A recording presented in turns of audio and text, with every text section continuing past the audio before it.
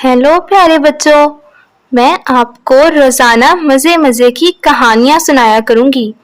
कहानी के बाद मैं आपसे एक पहेली भी पूछा करूँगी, जिसका जवाब आपने मुझे नीचे कमेंट्स में बताना है।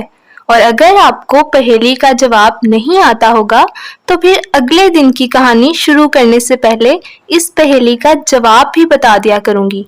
तो चलो शुरू करते हैं आज की कहानी। नाज़रीन, आज की हमारी कहानी एक लकड़हारे की कहानी है, जो जंगल से रोज़ाना लकड़ियाँ काटता है। एक दिन उसके साथ एक अजीबो-गरीब वाक़या रोनुमा होता है। आइए वीडियो में मुलाहिज़ा करते हैं। एक लकड़हारा था।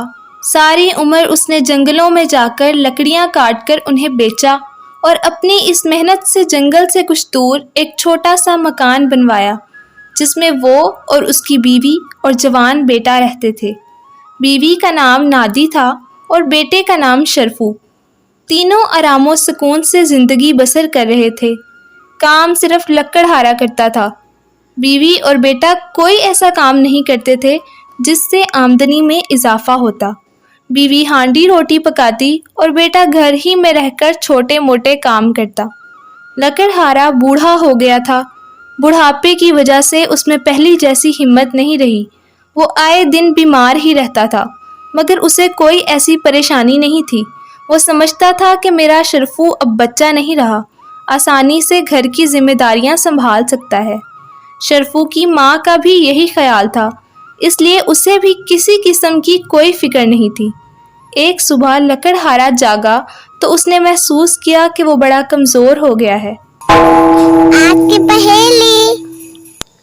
वो कौन सी चीज़ है जो इंसान को 2 दफ़ा मुफ्त मिलती है मगर तीसरी दफ़ा खरीदनी पड़ती है? पहेली दोबारा सुन लें। वो कौन सी चीज़ है जो इंसान को 2 दफ़ा मुफ्त मिलती है मगर तीसरी दफ़ा खरीदनी पड़ती है?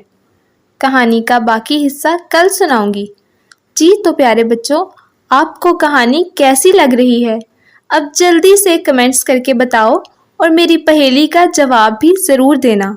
और साथ ही अपने पसंदीदा चैनल फूल और कलियाँ को भी सब्सक्राइब करना और साथ में दिए गए बेल आइकन पर भी क्लिक कर देना, ताकि आप रोज़ाना एक नई और मज़ेदार कहानी सबसे पहले सुन सको। अच्छा, तो कल के लिए अल्लाह हाफिज़।